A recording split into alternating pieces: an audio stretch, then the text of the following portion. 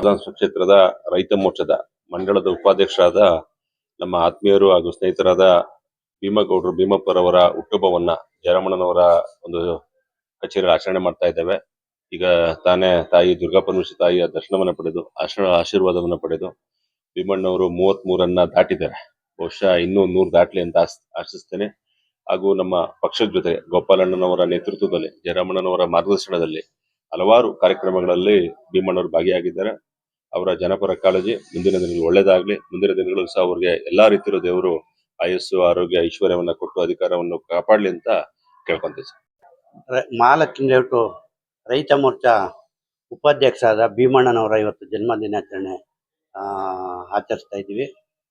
ಇವರ ಜನ್ಮದಿನ ಪ್ರಯುಕ್ತ ದುರ್ಗಾ ಪರಮೇಶ್ವರಿ ದೇವಸ್ಥಾನದಲ್ಲಿ ವಿಶೇಷ ಪೂಜೆ ಹಮ್ಮಿಕೊಂಡು ಒಂದು 4-5 ಆಶ್ರಮಕ್ಕೆ ಹೋಗ್ಬಿಟ್ಟು ಅನ್ನದಾನ ಕಾರ್ಯಕ್ರಮವನ್ನು ಏರ್ಪಡಿಸಿದ್ದೀವಿ.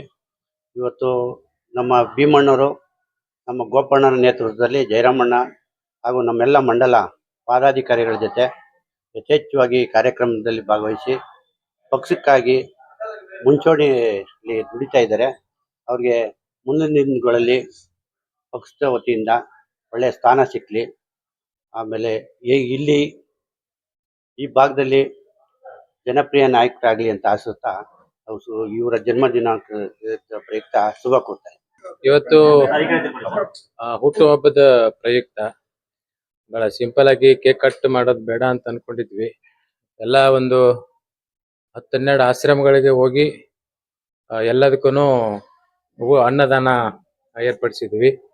ಮತ್ತೆ ಹಣ್ಣುಗಳನ್ನ ಕೊಡಬೇಕು ಅಂತ ಏರ್ಪಡಿಸಿದ್ವಿ. ಈಗ ತಾನೇ ಪೂಜೆ ದುರ್ಗಾ ಪರಮೇಶ್ವರಿ ದೇವಸ್ಥಾನ ಪೂಜೆ ಮುಗಿಸಿ ಇನ್ನು ಎಲ್ಲದ ಕಡೆನೂ ಮಹಾಲಕ್ಷ್ಮಿ ಲೇಔಟ್ ಕ್ಷೇತ್ರದಲ್ಲಿ ಏನೇನು ಆಶ್ರಮಗಳಿದೆ ಎಲ್ಲ ಆಶ್ರಮಕ್ಕೆ ಹೋಗಿ ಅನ್ನದಾನ ನಮ್ಮ ಕೈಯಿಂದ ಏನಾಗತ್ತೋ ಅಳಿಲು ಸೇವೆ ಮಾಡಬೇಕು ಅಂತ ಮಾಡ್ತಾ ಇದ್ದೀವಿ.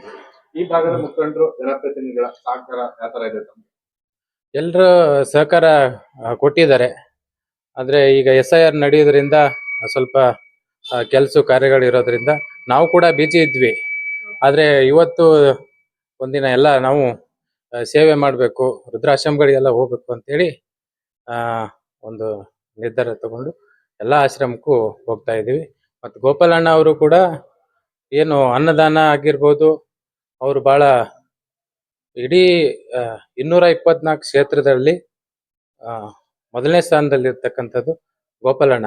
ಯಾಕಂದರೆ ಅನ್ನದಾನ ಆಗಿರ್ಬೋದು, ಶಿಕ್ಷಣದಲ್ಲಿ ಆಗಿರ್ಬೋದು, ಪ್ರತಿಯೊಂದಕ್ಕೂ ಭಾಳ ಒತ್ತು ಕೊಡ್ತಾರೆ. ಅದೇ ಮಾರ್ಗದಲ್ಲಿ ಕೂಡ ನಾವು ನಮ್ಮ ಕೈಯಿಂದ ಏನು ಅಳಿಲು ಸೇವೆ ಆಗತ್ತೆ ಅದನ್ನ ಮಾಡಿಕೊಂಡು ಮುಂದೆ ಹೋಗ್ತೀವಿ. ಎಲ್ಲ ನನ್ನ ಶುಭ ಕೋರಿದ ಆತ್ಮೀಯರಾಗಿರ್ಬೋದು ಮತ್ತು ರಾಜಕೀಯ ಗುರುಗಳು ಎಲ್ರಿಗೂ ಒಂದು ವಿಶೇಷವಾಗಿ ಎಲ್ಲರಿಗೆ ಧನ್ಯವಾದಗಳನ್ನ ಹೇಳೋದಕ್ಕೆ ಬಯಸ್ತೇನೆ.